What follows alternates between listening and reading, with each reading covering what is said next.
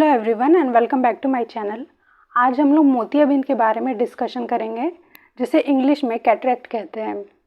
आँख हमारे बॉडी का सबसे इम्पॉर्टेंट पार्ट होता है, जिसकी वजह से हम लोग दुनिया देख पाते हैं। सबसे पहला क्वेश्चन है, मोतियाबिंद क्या है?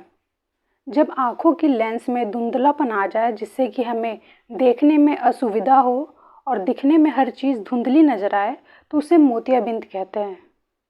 अब इसके क्या क्या लक्षण होते हैं उसके बारे में हम लोग डिस्कस करते हैं। मोतियाबिंद के जो लक्षण सबसे पहला होता है वो होता है पेशेंट को हर चीज़ धुंधली नज़र आती है। दूसरा लक्षण ये होता है कि जिनको काला मोतियाबिंद होता है उन्हें रोशनी के साथ साथ रोशनी के चारों तरफ एक रंगीन घेरा जैसा दिखाई देता है। तीसरा लक्षण, जिनको सफ़ेद मोतियाबिंद होता है उन्हें दिन के समय ज़्यादा धुंधला दिखाई देता है। चौथा लक्षण, एक ही ऑब्जेक्ट उन्हें मल्टीपल दिखाई देता है। जैसे यदि हम किसी पेशेंट को एक फिंगर दिखाएं तो हो सकता है मोतियाबिंद होने के कारण उन्हें वह फिंगर एक नहीं 2 दिख रहे हो या 3 दिख रहे हो, कभी कभी 4 भी दिखते हैं। पांचवा लक्षण, चश्मे का नंबर हमेशा बढ़ता रहता है। जैसे मोतियाबिंद होने के क्या क्या कारण हो सकते हैं, इसके पीछे क्या रीज़न होता है, इसको समझते हैं।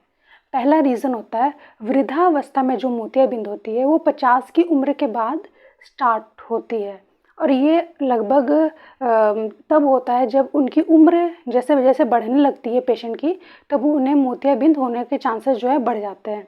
जैसे कि उन्हें हर चीज़ धुंधला दिखाई देता है, उनके लेंस में प्रॉब्लम आ जाती है।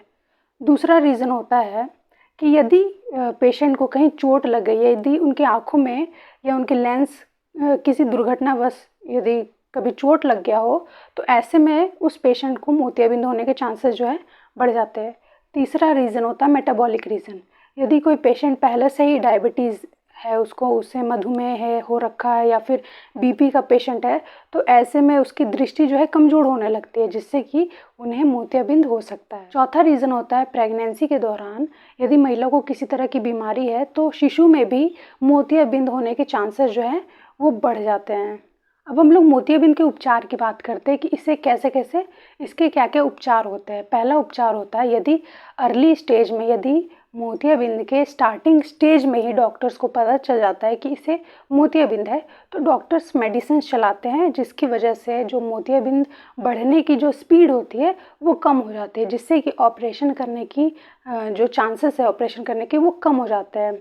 दूसरा होता है, यदि किसी को मोतियाबिंद अधिक हो गई है, यदि बढ़ गई है मोतियाबिंद, और जिस कारण उनको रोज़मर्रा के काम में भी असुविधा हो रही है, वो कुछ देख नहीं पा रहे, उन्हें हर चीज़ धुंधली दिखाई दे रही है, ऐसे में डॉक्टर्स जो है मोतियाबिंद का ऑपरेशन करते हैं और उनको एक आर्टिफिशियल लेंस लगा देते हैं।